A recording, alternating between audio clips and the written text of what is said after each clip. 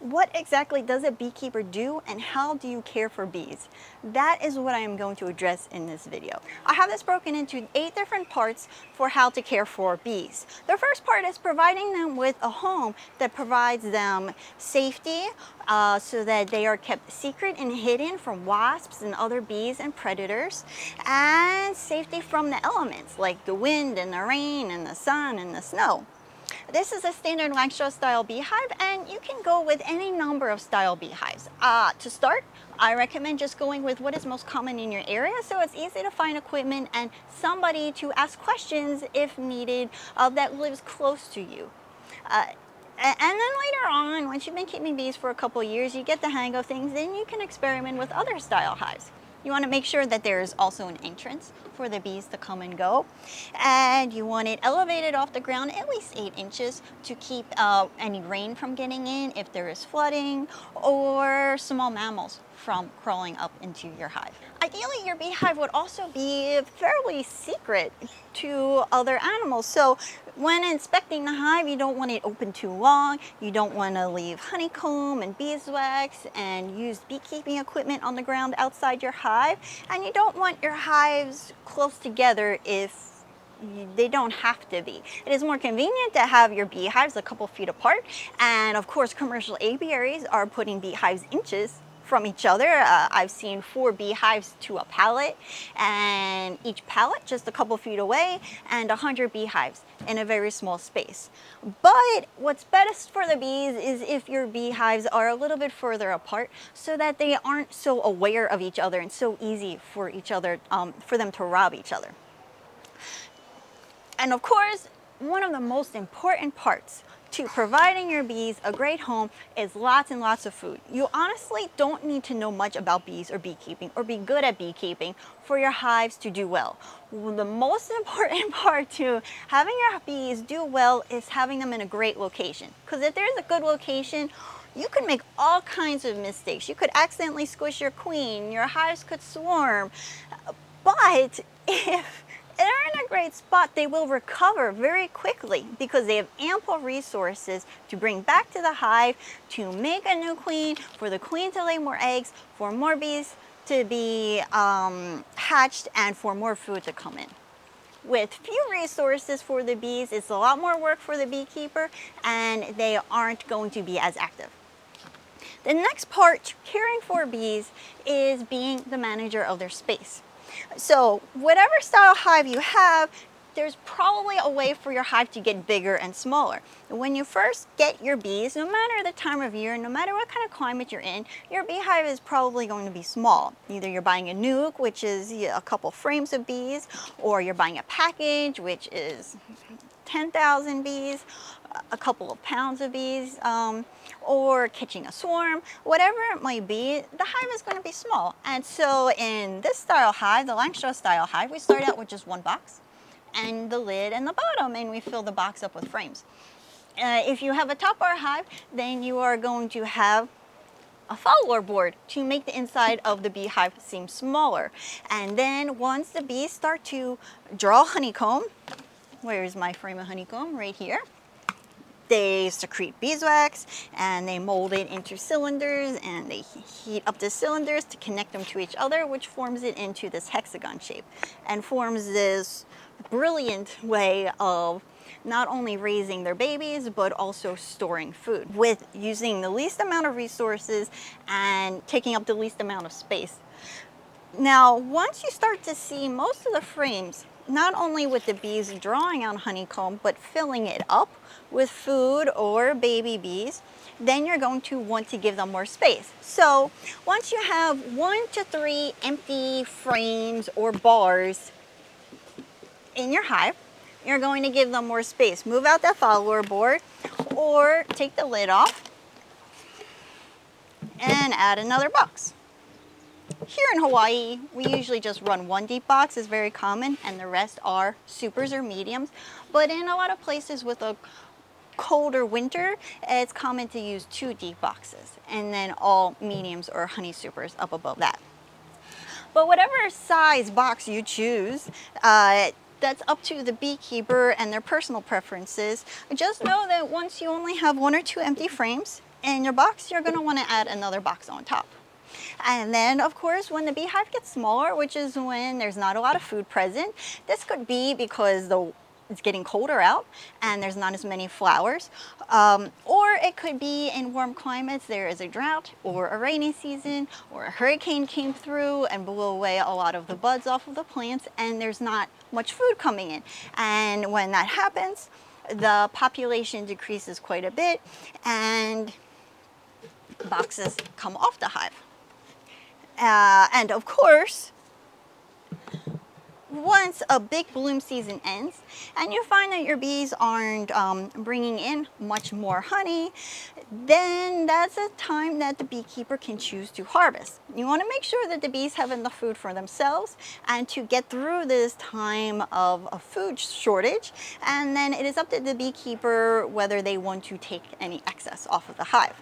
Another time that you are going to change the size of your beehive is in usually it's the summertime, but when there's a time when the bees are bringing in lots of food, the hive has a strong population, there's lots of activity at that front entrance. You would want to prevent swarming. This is often done by splitting your beehive and having 2 small beehives instead of 1 large beehive. And when you're taking lots of frames out of a beehive to make another beehive, then the hive is going to get smaller and you're probably going to end up taking a box off. And the final way that you will be managing this beehive and its space is with the entrance. Now here we have the full entrance, which takes up this entire space. When you first get your bees, the hive is going to be small, and so what most beekeepers do, not a requirement, but often what beekeepers do is they will take an entrance reducer. You don't have to buy one of these. It's pretty easy to just take little shims of wood, but you want to put this in front of your entrance so it blocks most of the entrance, but not the entire entrance.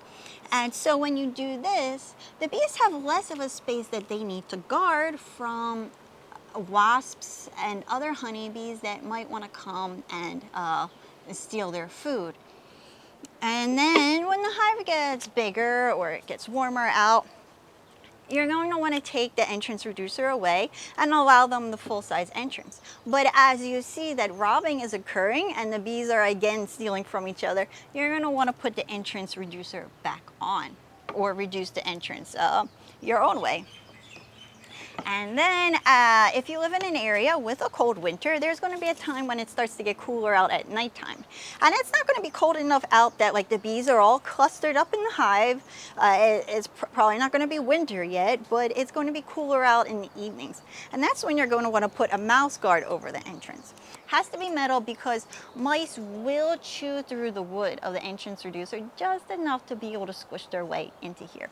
And what happens is once it starts to cool down in the evenings, it's really common for small rodents to look for a beehive as a nice, warm, dry, safe place to make their home for the winter. Okay, role number 3 is the inspector role. And this is probably the most fun role and what I enjoy the most and what most beekeepers know they're supposed to be doing. And this is opening up the beehive and just inspecting it and making sure everything is okay. There's a link in the video description for my inspection sheet. There are numerous ones you can find, and what you just want to do is print a bunch out and fill it out as you go through the beehive. And this just helps you, it's like a guide to take you through your inspection to make sure you are spotting everything that should be in the beehive, as well as keeping tabs of how your beehive is growing. So you're going to want to look at your adult bees walking around inside the hive. Do you have one adult queen? It's okay if you don't see her, but it's really good practice to look for her when inspecting. And of course, when you first get your bees in the hive as small, it is the best time to work on your queen spotting skills. My other top tip for queen spotting, the best one that I've gotten from my boss that was a 4th generation beekeeper, is when you pull out a frame, spend 5 seconds looking at that frame. You pull out the frame, count to 5, look at the frame, don't see the queen, flip it over, look at the other side. And that's because if she's on this side, when you're looking at this side, you spend too much time looking at this side, she is going to go in these little holes. This happens a lot. They will go to the end bar And then when you flip it to this side, they go to this side, and then they stay close to the edge, and when you flip it to the other side, they very quickly go to the other side. I kid you not, it's like they receive a class in how to hide from a beekeeper. Some queens could care less. They're like laying eggs right in front of you. Other queens do not like being out in the sun and are very skittish and are very good at hiding. And also my third tip to queen spotting, if you've just never ever seen your queen, look for a queen that is dark in color, because that is often when I cannot find a queen ever and has very little yellow or grayish coloring in her. Other than looking for the queen, you want to look to see if they're worker bees. You could care less if there are drones in the hive. You want to look for those worker bees, and you want to make sure that there's a decent population. If you're seeing a lot of frames that have a handful of bees on them, or even 20, 50 bees walking around, that is not good. That means that you maybe need to take some frames out of your hive. You want to see frames covered in bees. And so that is something to just keep an eye on while inspecting your hives, especially if it is a time when other beehives are very strong and there's lots of food for them to be gathering. The frames should be covered in bees. The other thing you want to look at is the brood, which are the bees that haven't hatched yet. There's 3 stages to brood: egg, larva, and pupa. So you want to see all 3 of these stages. The larva and the pupa are the easiest, and if you're having trouble spotting the eggs, that is okay, because an egg hatches on day 4. So if week after week you're seeing small larvae in the hive, then there were eggs the previous week. But my other tip for you is that the queen lays in the spiral pattern when she is laying. And so if you see big larva, then look next to that, and you will start to see that the larva gets smaller and smaller and smaller. Once you find a really small larva, look next to that, and that's when you're going to see eggs. You're not going to see eggs sporadic in between all different size larvae and pupa. You're going to see them next to the very small larva. And of course, if you spot the queen, look really well on that frame for eggs, because there's a good chance there are eggs somewhere on that frame or the frame on either side of that frame, because it's common when you pull a frame out of a beehive for the queen to actually jump off that frame once it's in motion. And so it's possible she was laying on the frame next to it right before you pulled it out. You want to look at their food supply. You write down how many empty frames you see in the hive, how many frames of honey you see in the hive. Seeing how much honey is in the hive and how many frames of baby bees are in the hive will let you know if they're starving and they need to be fed. They will also let you know if there is not enough room and you need to add boxes. It will also show you, if you look at your inspections from the week prior, if there is more honey this week, or if there is less honey from the week before. So when inspecting, you just want to be an observer and take lots of notes. Now, of course, we want to put our bees in a great spot so there's lots of healthy food for them to forage from, aka lots of flowers. But sometimes we need to feed our bees. When you feed your bees, it is not a necessity, but something that can really help your bees. So when you first get your hive, or when you first split a hive is very new and young, catching a swarm, it can help the hive grow a lot faster if you feed them syrup. So what it would be is a ratio of 1:1 dry white sugar plus water. There's a link in the video description for how to do this, but real fast, you literally will just take, say 5 cups of water, bring it to a boil, take it off the heat, add 5 cups of dry white sugar, stir it up, and then add some kind of bee supplement. It's essential oils to help the bees better digest it, so they don't get nosema, which is spores in their digestive tract.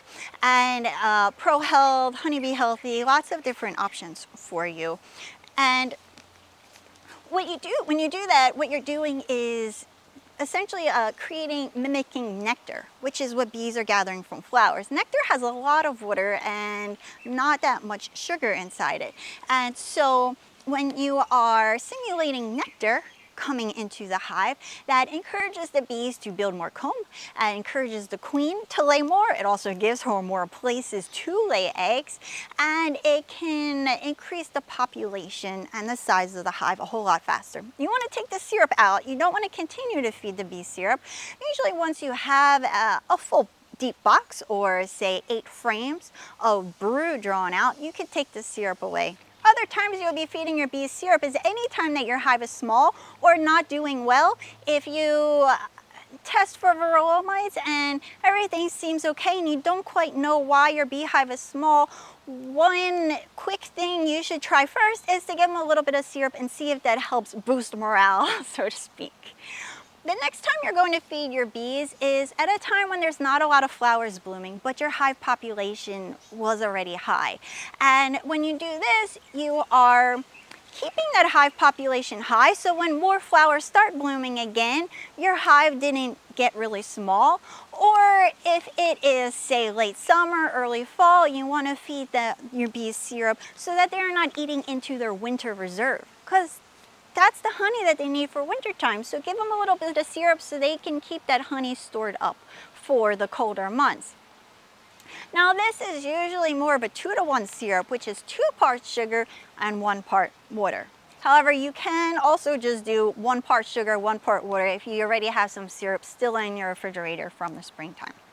If you don't add that Pro Health or whatever supplement it is, syrup does not last long in the beehive, especially if it is warm out. So keep an eye on that syrup and replace it often. And the final time you would feed your bees is when it is cold out. But when you feed your bees it's cold out, you are giving them either a hard candy that you make with white sugar, or you are literally just taking a bag of white sugar and pouring it on the inner cover right under the lid when you close your hive up for the winter time. Now this shouldn't be your bees' main feed for winter time. They should have gathered lots of food over the spring and summer, but this is a backup reserve so that they don't starve to death.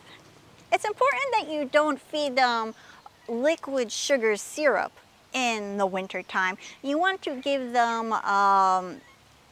candy or a dry white sugar. The 5th way you help care for your bees is by helping the bees protect them.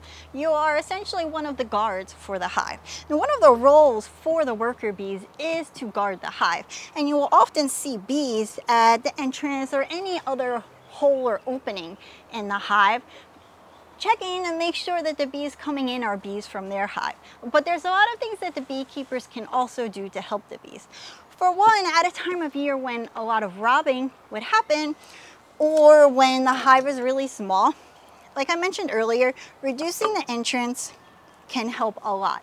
So this way their bees have a smaller space that they have to guard as opposed to this large space. And if the hive is really small or a lot of robbing is occurring, then you have this tiny little space. How you know robbing is occurring is, for one, the bees are going to be really aggressive. It's often a time when there's not a lot of flowers blooming, like such as a drought. It happens often in like July or August when it's hot out and dry, and a lot of the flowers are starting to die off. You might see bees literally rolling around on top of each other, trying to sting each other on the lid of the hive or on the landing board. You might also see a lot of dead bees on the ground in front of your beehive. And also when you open the hive, they're just going to be a little bit more aggressive. They might try to sting you or be flying up at you when you open the hive. Small hive beetle is another thing that you want to help your bees protect themselves against. Small hive beetle is primarily found in the warmer areas, like here in Hawaii where we don't have a frost. There is a huge small hive beetle issue. And small hive beetles, luckily they will not destroy a strong hive. They're just an opportunistic pest. And so they will take hives that have a small population or are weak, and they will start to take over the areas that the bees are not guarding. And so as a beekeeper, there's putting traps on your hive. What I like to do is have a trap under the lid, which is just Brawny Dynamax towel. Some people use unscented Swiffer sheets, but I put a Brawny Dynamax towel over the bars under the lid. Beetle blasters also work well too. And then I have an oil pan with this screen. And this is something you can buy from beekeeping supply sites. You fill this up with oil. This is a screen. And so the holes in the screen are small enough that small hive beetles will fall through it and die in the oil. However, honeybees do not fall into it. And this works really well. You will see tons of dead hive beetles in the pan. You can also use diatomaceous earth instead in this pan. And then finally you have, but more importantly, to help your bees deal with small hive beetles, if you are in an area where the small hive beetle population is high, is to make sure that the hive doesn't have too much honey on it when the population is small, or even just drawn out comb pollen when the hive is small. If you're feeding your bees pollen patties, make sure you give them just a tiny little bit and keep an eye on it, because that's a common place that small hive beetles will start to slime up. And you just want to take that stuff off and give it back to the bees when the population starts to increase or when they need it. And additionally, the #1 way to deal with small hive beetles is to have a low varroa mite level. So when you have low varroa mite levels, that means your hive is a lot healthier and they are much better at guarding the hive against small hive beetles. You will literally see bees chasing the beetles around. You will see them sometimes trying to sting them. Unfortunately, beetles have a hard exterior, and so honeybees cannot kill the small hive beetle. They will just chase them into crevices. And so when you take the lid off, that's when you will see the most small hive beetles, because they are often chased into the little crevices under the lid, and when you take the lid off, all the hive beetles get out and they start running around. Don't be too alarmed by that. You just don't want to see a whole bunch of hive beetles walking around on the frames of honeycomb. And the final way that you help your bees guard the hive is dealing with varroa mites. It is probably the part of beekeeping that I enjoy the least. I actually don't enjoy it whatsoever. There are numerous ways that you can help your bees deal with varroa mites. Some beekeepers choose not to and let them think that it is best for the bees to figure it out on their own, and if they can't not deal with varroa mites on their own, that is a hive that should not survive. Personally, what I do is I use natural techniques to interfere when needed. I do mite tests to see what hives deal with varroa mites on their own well and which hives don't. The hives that do not deal with varroa mites well on their own are hives that I will help using natural techniques first, and if that does not work, then I will use a chemical treatment. The hives that have the lowest varroa mite levels are the hives that I will split and I will breed from, and the hives that do not deal with varroa mites as well are the hives that I will not breed from, nor will I allow them to produce drones. I will take those drones out and freeze them, and so I'm not allowing them to reproduce. Some beekeepers will choose to do nothing and let the bees figure it out on their own. The way I feel about it is one of the #1 ways bees deal with varroa mites is by swarming, because over 9% of the varroa mites in a beehive are in the cells with the pupa that haven't hatched yet, and they're feeding off of the pupa and laying eggs, and their babies are having babies and feeding off of this pupa. There aren't that many varroa mites on the adult bees in the hive, and so when the bees swarm off and they leave their baby bees behind, and they're leaving most of the varroa mites behind as well. And that hive left behind with most of the varroa mites doesn't have a queen that's hatched yet and is not active and is not having babies yet. By the time they do have a queen that is hatched and mated and is now having babies, those varroa mites will have hatched off of the pupating bees. There will be no more pupating bees left in the hive. And so this hive will also lose a lot of its varroa mites. If, as a beekeeper, you choose to prevent swarming, you are also taking away the #1 way that bees get rid of varroa mites on their own naturally. And so I think it is important to then give them other ways to deal with varroa mites if you're going to take that away from them. Now, if you choose to use a treatment, whether organic or inorganic, there are 2 things that you really need to know. One is that you cannot use the same treatment every time, or else you can potentially breed varroa mites that are resistant to your treatment. The second one is that you want to put in 3 treatments if your mite levels are coming in your test as a 3 or higher. The time you treat is the springtime before lots of flowers start blooming. Treatments are often in your hive for about 6 weeks, so you need to be proactive and put it in a little bit more in advance than, a week before the honey flow starts, ideally. Summertime, when the honey is coming in, you should not be treating your beehives. You want to wait until the bees stop bringing in an abundance of honey, and you have harvested, and then after you're done harvesting, that's when you would treat again, because this is when queen is laying eggs for the winter bees, and you want those winter bees to be as healthy as possible. They are the bees that will be carrying the hive through the winter, and you do not want varroa mites feeding off of them, or else they won't be able to properly cluster, and your hive will die fairly early on into the cold weather starting in your area. The third time you treat for varroa mites is right before you close your hive up for winter time. Oxalic acid is very common, and that is because it is very effective when there is no brood present. And the reason why you would be treating again, even though you just treated, is because that fall time, there's not a lot of flowers blooming, and that is the time that bees rob each other. When they rob each other, they spread varroa mites like crazy. Kind of like my son in preschool. Everybody gets sick because they're all in each other's business. And so you will find that your varroa mites levels will get incredibly high in a very short period of time. The sixth way that you care for your bees is to keep an eye on your queen and make sure that she is present and healthy. Work on your queen spotting skills when you first get your bees so that when you need to find her, you can. You not only want to make sure that there is a queen present in the hive, but you want to make sure that she is laying eggs and that she is laying in a healthy pattern.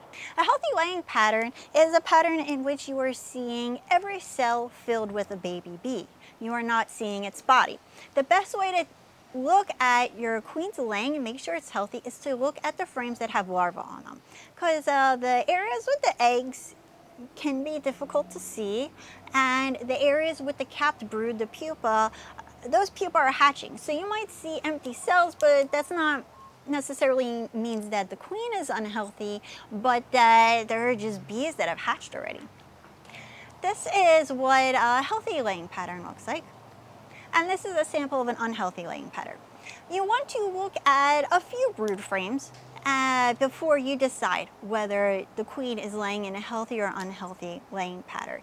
It's okay if there's one or two frames that appear to be spotty, if you're seeing a lot of frames that are healthy looking.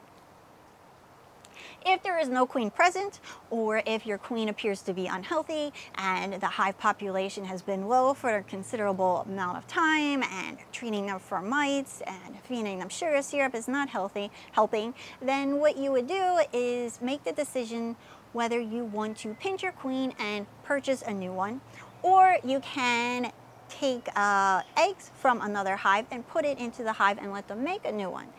If you're seeing numerous eggs in one cell, then that is not good. If the queen is new, then you want to give her a week or so until she gets the use of, her equipment and how to lay eggs.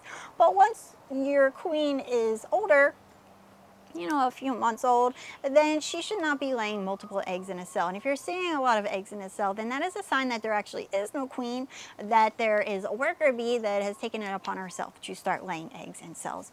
There's actually a really interesting book that is written from the perspective, narrated by a worker bee who has become a laying worker. It's not that terrible if this happens. What you do if you have a laying worker bee is you just want to keep feeding the hive a frame of open brood, as many eggs on the frame as possible from your other hives, and put another frame in, just one frame every week after week, and eventually that worker will stop laying and they will make a queen. If they don't make a queen, then you would purchase one. Almost at the end of things, the next part of taking care of your bees is to be the doctor and to help them, protect them against getting diseases, and to help treat them if they do have diseases. A lot of diseases are transferred from hive to hive from the varroa mites. So keeping your varroa mite levels low, and also putting entrance reducers on your hive to keep robbing low, and providing a lot of food, putting your beehives in areas where there's lots of food for the bees to forage from, will help keep your hives really healthy. It will keep the amount of robbing in your area down to a minimum, and it will keep the varroa mite population very low. Because a hive that is overrun with varroa mites becomes a breeding ground for them. And once they hatch, it is very common for them to just hitch a ride on a bee's back and to go on to the other hives in the area. There are also tracheomites that can be found on bees, and the only way to determine whether your hive is suffering from tracheomites or nosema, which is spores in the bee's digestive tract, is to take a sampling of dead bees and to have it looked at under a microscope. And you can purchase a microscope. Some bee associations have one for their members, and some universities have entomology departments where they will examine the bees for you. Most of the time, beekeepers are not aware that their hive is suffering from nosema or tracheomites until the hive collapses over wintertime. One sign that your hive had tracheomites or nosema is that they were doing okay in the springtime, and then the population just kind of stopped in the summer, and the bees didn't grow much, and then they collapsed once it got really cold out. If you have a hive that is showing these signs, it's very important to not take frames from this hive and to transfer them over to other hives, or you will spread the nosema or tracheomites to your other hives. Next, you are also the janitor of the beehive. The bees clean the hive. They will carry dead bees out. They will carry brood that is unhealthy out of the hive. But they will actually gather propolis from trees, which is plant sap, and they will plug up holes. It has antibacterial properties, which will also cleans and disinfects the hive. But you also want to act as a janitor as well. If you see water pooling up on your bottom board, you want to empty it out. If you're seeing mold in the hives, which here where it's very humid, I have seen in my hives, I took the screened bottoms off because that was what was causing the mold in my hives. If you continue to see a lot of water getting into your hives, what you want to do is elevate the back of the hive a couple of degrees to allow water to pool out, or put it on a bottom with a screen, or you can do one of these. My bees do not get moldy inside the hive with the screened bottom with the oil pan below. You want to make sure you're not seeing larvae crawling around. If you are, that's either small hive beetle larva or wax moth larva. You want to take that out. You want to take out anything that is slimy from small hive beetles. If you are putting equipment into a beehive, you want to either put it in the freezer. You want to freeze it for about 48 hours to make sure you're killing any wax moth that might be on it. Or if it's larger, like say a beehive box, you can just take your hive tool and scrape the beeswax off so that you are not introducing it to your hive. And the final way that you care for your bees is that you are acting as their therapist. Not really, but it's really important to sit near your hives and listen to them. Get to know them, get to know their activity, watch them as they're calm, not when you're opening the hive as a beekeeper, but just being near them and observing them. Remember that you are not trying to tell the bees what to do. You are not saying, how can I get my bees to blah, blah, blah. You're saying, what are my bees trying to do and how can I help them? That is the best way to be a successful beekeeper. When you're trying to figure out what your bees are trying to do and how you can help them, it's important to keep in mind the time of year. When there are just a little bit of flowers blooming, and there was a time when there weren't flowers blooming, say it was cold out, and now flowers are just starting to bloom, that's a time of growth. It's not a time to bring in a lot of food. It's more so a time to build comb and to feed babies and to increase hive population. You're going to want to keep an eye on the space, how much space they have in the hive, whether they're going to need more space, help them protect themselves if their population is low by making the entrance smaller, and giving them a little bit of extra syrup if you want to help them grow even faster. And then once they have a good population, there's lots of flowers blooming, then their next goal is to bring in as much honey as possible. They will try to bring in about 7 times more honey than what they need to eat in preparation for a cold winter or whatever time of year comes that means there's no food for them. And so as the beekeeper, you want to give them lots of space to store that honey and leave them alone. And then there's going to be times of year when there's not as many flowers blooming, but there were. And so that's when the bees are often cranky. They might stop robbing each other, and you're going to want to reduce the entrance to make it easier for them to guard their hive. You might want to give them some feed inside so they're not eating into their honey reserve. And there might be a time when you start to take boxes away because the population decreases. And then there's going to be a time for some of you when it is really cold out and the bees will start to cluster up in the hive, and you're going to consolidate the hive as well as give them lots of honey and some extra winter feed in the form of a candy or dry white sugar as a backup so that they don't starve to death. And so that is how you care for bees. There's a lot to it, but there's a lot that the bees do. So it's really important to just let them take the wheel and to see yourself as more of their assistant and helping them out as needed. You'll find that some beekeepers argue about how to overwinter a hive, how to feed bees, how to do this, how to do that. There's a lot of ways to do something. There's no one right answer to it. So don't worry too much about finding that perfect solution. What's most important is that the timing is right. So make sure you don't do things too late, because if you try to prevent swarming too late, your bees are going to swarm. If you try to prepare your hive for winter too late, they're going to freeze to death or starve to death. If you don't give them enough food, or if you harvest too much food, if you treat them for varroa mites too late, they're going to be overrun with viruses. So do things at the right time or earlier versus waiting until it is too late or until you see signs of a problem. And I also can't stress enough how important it is to have a great location. A so-so location, an okay location, is going to mean an okay time for the bees. A great location means that you as a beekeeper don't even really have to know what you're doing. Things will come up, bees might swarm, a queen might get squished, you might harvest too much honey. Things can happen and the bees will be okay with it. They will be able to figure things out and fix the problems if they have enough resources. Without enough resources, they are going to be struggling to find food. They are going to be dealing with robbing. They are going to have lots of varroa mites being spread around with the robbing and struggle for food. They can be cranky and aggressive and have a whole bunch of issues. Make sure you have someone to talk to. Not a Facebook group, whether it is a bee club or just a friend that's curious that you like to talk to about things about your bees. Maybe they're not always out at the hives with you. You can join my online beekeeping course that includes mentorship, and you can email me anytime with questions that you have. But have someone to go to with questions so that you're not just driving yourself crazy looking, Googling things and looking on YouTube. And that brings me to my next one, which is to find ways to inspire yourself so that when beekeeping gets hard or stressful or things go wrong, you lose a hive, you have things to inspire you to want to keep going and keep trying.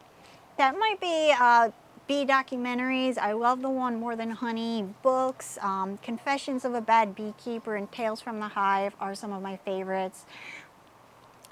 Maybe doing a talk with some of your beekeeping equipment and veil and hive tool at your grandchildren or your children's school or local preschool.